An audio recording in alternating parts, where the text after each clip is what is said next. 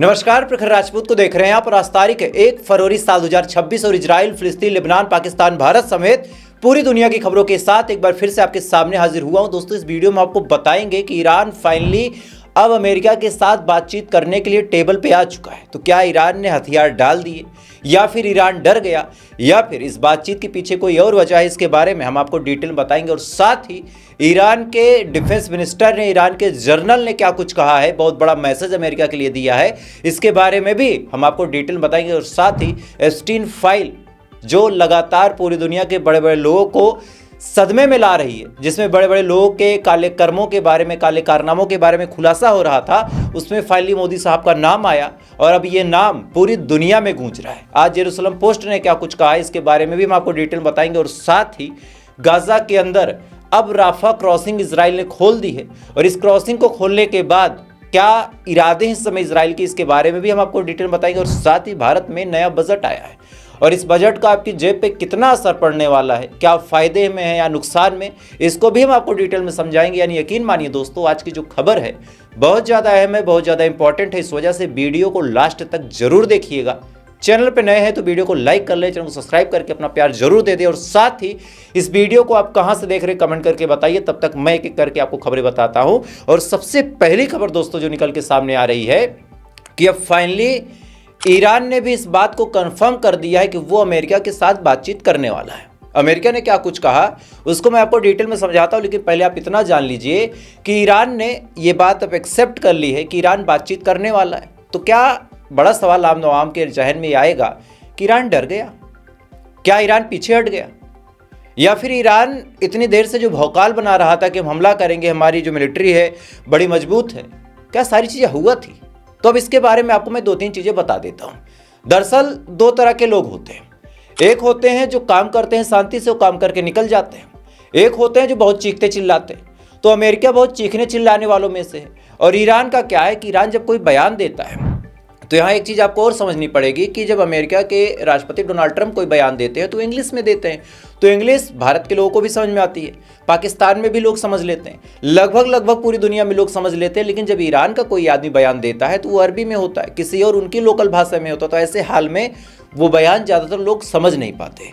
तो भले ही ईरान बातचीत करने को तैयार है, लेकिन पहले आप तीनों मुद्दों को जानिए, फिर आपको बताऊंगा कि क्या सच में ईरान डर गया या फिर नहीं। तो पहला मुद्दा ये है, जो बातचीत होगी उसमें अमेरिका और जो ईरान है उसके बीच डिस्कशन होगा कि क्या ईरान न्यूक्लियर वेपन बनाएगा या नहीं बनाएगा। और आपको साफ तौर पे बताऊं तो अमेरिका का डिमांड यही होने वाला है कि आपने जो यूरेनियम इनक्रोच कर लिया, यानी जो यूरेनियम आपने खोद के निकाल लिया है, उस यूरेनियम को आप हमारे हवाले कर दें। अब आपको अंदर की खबर बताता हूँ। चांसेस ये हैं कि ईरान उस यूरेनियम को दे देगा और उसके पीछे वजह यह है कि ईरान ने साफ तौर पर कहा कि हमें कभी न्यूक्लियर बम बनाना ही नहीं है। ईरान ने बड़े साफ तौर पे कहा है कि हमें न्यूक्लियर बम कभी बनाना ही नहीं है। तो ऐसे हाल में अगर शांति और प्रेम व्यवहार का रास्ता यही है तो फिर बात साफ है, भाई ले लो। अब दूसरी बात, खतरनाक मिसाइलों की टेस्टिंग को भी ईरान के लिए पाबंद किया जाएगा अमेरिका द्वारा। और इस पे ईरान का अभी तक जो स्टेटमेंट मुझे लग रहा है कि ईरान का कहना है कि भाई साहब, अगर कोई हमारे ऊपर हमला नहीं करता तो इतनी खतरनाक मिसाइलों को बना के हमें कौन सा अपना जखीरा भरना है। और तीसरी बड़ी बात यह है, और ईरान की मजबूरी इस समय दोस्तों ये है, आपको साफ तौर पे समझना पड़ेगा। बहुत सारे लोग आपको बताएंगे कि भाई साहब ईरान को लड़ना चाहिए। भाई नहीं लड़ सकता ईरान अभी की सिचुएशन में, क्योंकि ईरान एक चीज़ नोटिस कर रहा है कि अमेरिका की पाबंदी की वजह से इस समय जो ईरान का तेल व्यापार है वो बुरी तरीके से ठप है, ईरान की करेंसी बुरी तरीके से डाउन है। तो अगर मौका मिल रहा है बढ़िया, तो एक बार 2, 4, 6, 10 साल के लिए अमेरिका से हाथ मिलाने में कोई नुकसान नहीं है। आप समझिएगा क्रोनोलॉजी कि एक बार हाथ मिला के अगर एक बार पैसा ईरान कमा लेता है, उसकी आवाम की जेब भर जाती है, तो हथियार तो कभी भी बनाए जा सकते हैं। अब सुनिए, तीसरी और सबसे अहम बात यह है इस समय कि आज जो डोनाल्ड ट्रंप हैं उन्होंने बड़ा ऐलान किया और इस ऐलान पे बड़ा सवाल भी निकल के सामने आता है। वो सवाल भी आपके सामने रख रहा हूँ। दरअसल डोनाल्ड ट्रंप ने कहा कि भारत से हमारी बातचीत हो गई है, भारत अमेरिका आ रहा और भारत ना ही रशिया से तेल लेगा ना ही ईरान से तेल लेगा, भारत वेनेजुएला से तेल लेगा। क्या कुछ डोनाल्ड ट्रंप ने कहा, थोड़ा सा सुने आप।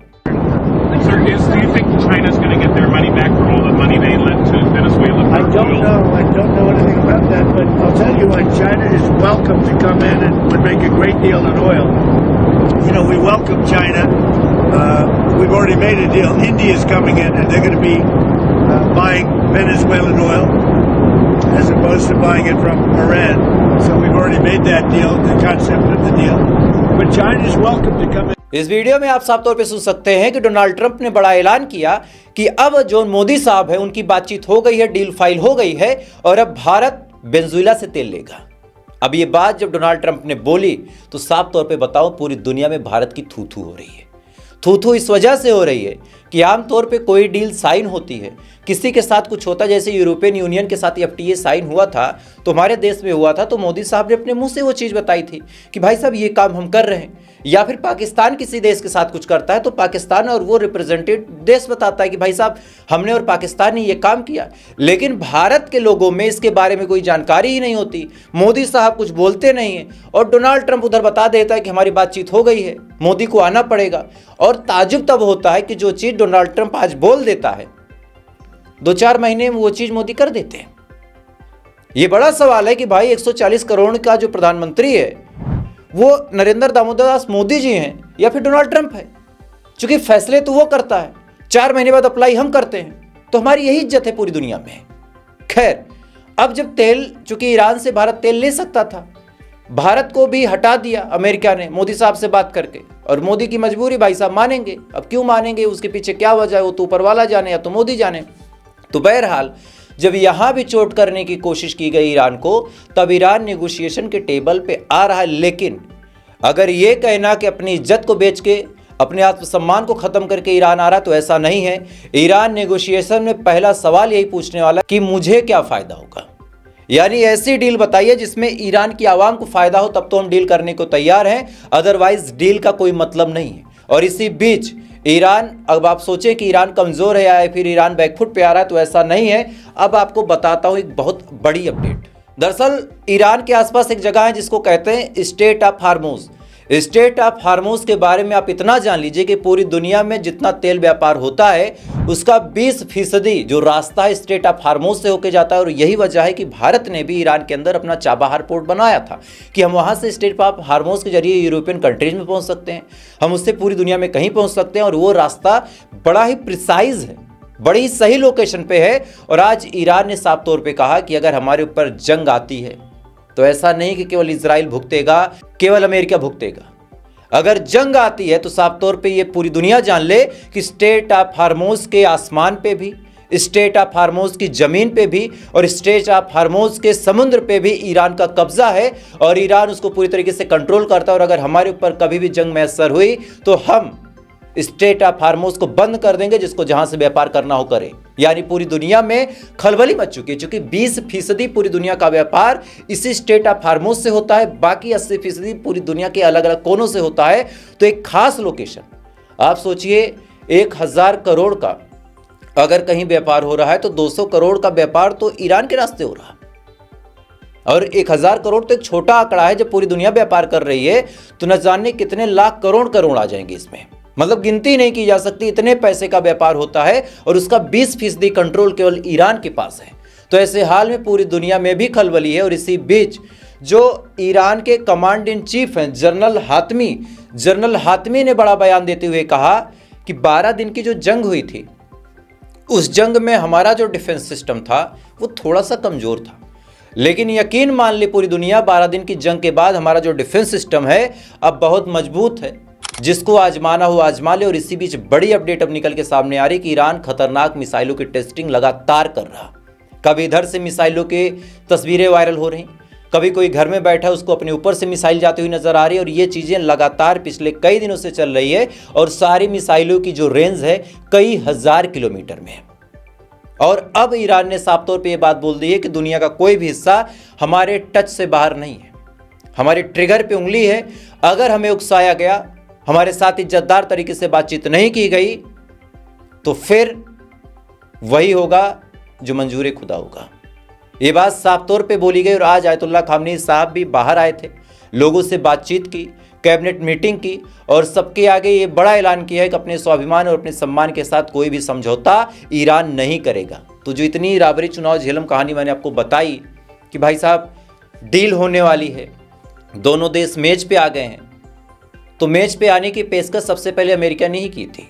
तो ये कह देना कि ईरान डर गया। भाई अगर ईरान डरता तो ईरान कहता कि साहब आओ बात करते, ईरान कहता ना कि आओ नेगोशिएशन करते हैं। बार बार अमेरिका की तरफ से ऑफर दिया गया, तब ईरान ने कहा चलो बात सुन लेते हैं भाई तुम क्या कह रहे हो, क्योंकि हर जगह कूद के जंग करना भी तो बुद्धिमानी नहीं है। तो ऐसे हाल में बातचीत का रास्ता अगर निकल रहा है तो निकल जाए, क्योंकि जंग में मासूम मरते हैं, इस बात को आपको समझना पड़ेगा। खैर, इसी बीच ईरान से बहुत बड़ी अपडेट दोस्तों निकल के सामने आ रही है कि यूरोपियन यूनियन ने ईरान की IRGC को आतंकवादी संगठन घोषित कर दिया था। यानी ईरान की जो IRGC Islamic revolutionary guard Corp है उसको आतंकवादी संगठन घोषित कर दिया था, और इसका पलटवार ईरान ने भी फौरन किया।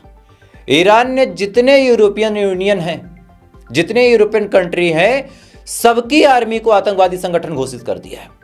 यानी आपने इनके एक संगठन को किया, ईरान ने पूरे यूरोपियन यूनियन में जितने देश हैं सबके आर्मी को आतंकवादी संगठन घोषित कर दिया। और ईरान के जितने देश हैं, मतलब जितने दोस्त मित्र देश हैं, वो अब इन सैनिकों को आतंकवादी ही मानेंगे। और आतंकवादियों के साथ क्या होता है, देखते ही गोली मारने का ऐलान होता है, इस बात को आप समझिएगा। खैर, इसी बीच गाजा से बड़ी खबर निकल के सामने आ रही कि गाजा के ऊपर कल इजराइल ने बहुत बड़ा हमला किया था। इसके बारे में मैंने आपको बताया भी था कि गाजा के ऊपर बहुत बड़ी एयर स्ट्राइक इजराइल ने की, और इस एयर स्ट्राइक में कम से कम 30 से 40 मासूम मजलूम मारे गए, इसकी खबर निकल के सामने आई। और अब इतना करने के बाद इजराइल ने फाइनली राफा क्रॉसिंग खोल दिया। अब आप थोड़ा सा क्रोनोलॉजी समझिए। पहले हमला किया ताकि लोग डरें, और फिर राफा क्रॉसिंग खोल दी ताकि जिनको भागना है भाग जाए। मतलब पहले डराया, खलबली मचाई, भगदड़ मचाई, और अचानक से एक रास्ता खोल दिया। तो लोग क्या करेंगे, लोग केवल भागेंगे। और यही प्लान दोस्तों इजराइल का था। तो राफा क्रॉसिंग खोलने का जो तरीका इसने अपनाया है वो बेहद अमानवीय है। खैर, इसी बीच बहुत बड़ी अपडेट आपको बजट की बता देता हूं, फिर पाकिस्तान की भी कुछ बड़ी अपडेट बताऊंगा। भारत में नया बजट आया है, और हम आप मिडिल क्लास लोग हैं। गाड़ियां महंगी हुई तो भाई कौन सा हमको रोज लेना है, कभी बहुत पैसा होगा तो एक आध गाड़ी ले लेंगे छोटी सी। और भी सोना चांदी कौन आदमी रोज लेता है। लेकिन अब सुनिए, एक चीज जो आदमी रोज लेता है वो है गैस। शहरों में चूल्हा जलाया नहीं जा सकता, गांव में भी महिलाएं अब चूल्हा जलाना नहीं चाहती क्योंकि लकड़ियां कम हैं। तो ऐसे हाल में सिलेंडर ज्यादा नहीं 50 रुपए महंगा हो गया। मतलब जो चीज गरीबों के फायदे के लिए है, जिसका इस्तेमाल गरीब कर सकता है, जैसे LPG गैस सिलेंडर हो गया, तो 50 रुपए महंगा हो गया। अब इस महंगाई के पीछे क्या वजह है, मोदी सरकार ने ऐसा क्या कर दिया कि अब 50 रुपए महंगे हो गए। इसके बारे में मोदी सरकार ने अभी तक कोई जानकारी नहीं दी है। बस आप इतना जान लीजिए कि 50 रुपए महंगा हो गया। जो लोग सिगरेट पीते हैं, सिगरेट भी 40% महंगी हो जाएगी, शराबें महंगी हो जाएंगी, जो कि अच्छी चीज़ है। लेकिन गैस का महंगा होना अपने आप में खलने वाली बात है। इसी बीच जो एस्टीन फाइल जिसके बारे में मैं आपको कल बता रहा था, जिसके बारे में मैंने आज सुबह भी आपको बताया कि जिसमें मोदी साहब का नाम आया, अब उसको लेके द जेरूसलम पोस्ट में एक रिपोर्ट छपी है। आप अपनी स्क्रीन पे देख सकते हैं कि इसमें साफ तौर पे लिखा गया है दोस्तों कि मोदी साहब ट्रंप के कहने पे 2017 में इजराइल जाते हैं, और जाने के बाद वहां पे नाचते हैं, गाते हैं, ताकि ट्रंप का काम निकल सके। अब ये बात जेरूसलम पोस्ट में भी छप रही है, बड़े बड़े और चैनलों में भी छप रही है, और अभी तक मोदी ने इसके बारे में कोई जवाब नहीं दिया। हाँ, इनके जो मिनिस्ट्री ऑफ एक्सटर्नल अफेयर्स के लोग हैं, जैसे रणधीर जायसवाल साहब, उन्होंने एक स्क्रिप्ट लिख के लाए थे, वही स्क्रिप्ट पढ़ दी। वही स्क्रिप्ट मैं आपको सुना देता हूं, सुन लीजिए क्या कुछ कहा है। We have seen reports from an email message from the so-called Epstein files that has a reference to the Prime Minister and his visit to Israel. Beyond the fact of the Prime Minister's official visit to Israel in July 2017, the rest of the allusions in the email are little more than trashy ruminations by a convicted criminal which deserve to be dismissed with the utmost contempt. इस video में आप साफ तौर पे सुन सकते हैं कि इन्होंने जिस हिसाब से स्क्रिप्ट पढ़ी है, मतलब एक तो होता है कि चीजों को बताना, जैसे मैं आपको कॉन्फिडेंस में बताता हूं, एक होता है कि रटी रटाई बात बोल के किनारे हो जाना। क्या इस हिसाब से हमारे देश के प्रधानमंत्री की इज्जत को बचाया जाएगा? क्या इस हिसाब से प्रधानमंत्री की इमेज पूरी दुनिया में सही होगी? इस बयान पे तो एज ए इंडियन मैं ही डाउट में आ जाता हूं कि भाई साहब ये बोल क्या रहे हैं। एक बयान देने वाला जो प्रवक्ता होता है उसके अंदर एक जोश होता है, वो बोलता है तो दुनिया सुनती है। लेकिन जिस हिसाब से इन्होंने बोल दिया, ऐसा लग रहा है कि खुद ही गुनहगार साबित कर रहे हैं। खैर, इसी बीच पाकिस्तान से दोस्तों बहुत बड़ी अपडेट निकल के सामने आई है कि बलूचिस्तान लिबरेशन आर्मी और पाकिस्तान आर्मी के बीच बड़ी झड़प हुई है। पाकिस्तान की आर्मी ने क्लेम किया कि उसने 70 से ज़्यादा लड़ाकों को मारा है, यानी बलूचिस्तान लिबरेशन आर्मी के। वहीं जो BLA यानी बलूचिस्तान लिबरेशन आर्मी, उसने क्लेम किया है कि उसने 80 पाकिस्तानी सैनिकों को मार दिया है। 12-12 चेक पोस्ट ऐसे हैं जहां पे पाकिस्तानी सैनिक सेना छोड़ के भाग चुके हैं। साथ ही इधर पाकिस्तान के प्रधानमंत्री और डिफेंस मिनिस्टर का कहना है कि भाई साहब सिचुएशन अंडर कंट्रोल है, लेकिन हमारे 10 पुलिस वाले मारे गए हैं, एक फ्रंट कमांडर मारा गया है। लेकिन अंदर की खबर दोस्तों ये है कि 70 से 80 लोग मारे गए हैं और बाकायदा बलूचिस्तान लिबरेशन आर्मी ने कब्जा कर लिया है। और इसका सबूत मैंने कल भी दिखाया था और आज एक बार फिर से आपको दिखा रहा हूं, अपनी स्क्रीन पे वीडियो देखिए।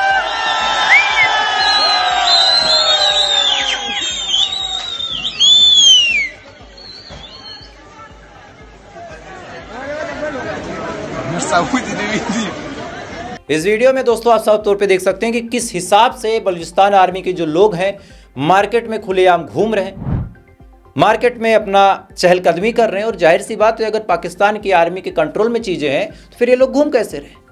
खैर, इसी बीच अब बड़ी अपडेट दोस्तों निकल के सामने आ रही है कि रशिया के खतरनाक जहाज यानी समुद्री बेड़े और चाइना के खतरनाक जहाज दोनों इस समय एक्सरसाइज करने के लिए स्टेट ऑफ हार्मोज, जिसके बारे में आपको ऑलरेडी अभी बता चुका हूं, वहां पे पहुंच रहे हैं। और इसी के आसपास जो अब्राहम लिंकन एयरक्राफ्ट कैरियर है वो भी तैनात है। तो ऐसे हाल में ये खुला चैलेंज होगा, या फिर यूं कहा जाए कि 3 तरफ से जो अब्राहम लिंकन एयरक्राफ्ट कैरियर है उसको घेरा जा रहा। और इसके बारे में आज ऑलरेडी वीडियो काफी लंबी हो गई है, तो कल आपको डिटेल में बताऊंगा। और साथ ही भारत और जर्मनी के साथ एक बढ़िया साझेदारी हुई है, तो ये साझेदारी कौन सी है इसके बारे में भी आपको बताऊंगा। यानी यकीन मानिए अगली वीडियो बहुत ज़्यादा अहम होने वाली है, बहुत ज़्यादा इंपॉर्टेंट होने वाली। इस वजह से चैनल पे अगर आप नए हैं तो वीडियो को लाइक करके चैनल को सब्सक्राइब जरूर कर ले, ताकि जब मैं अगली वीडियो लाऊं तो वीडियो आपसे मिस ना हो। बाकी थोड़ी देर बाद आपसे फिर मुलाकात होगी ऐसी किसी खबर के साथ। तब तक आप अच्छे रहें, खुश रहें, अपना ख्याल रखें, अपने देश का ख्याल रखें। जय हिंद, ऊपर वाला आपकी हिफाजत।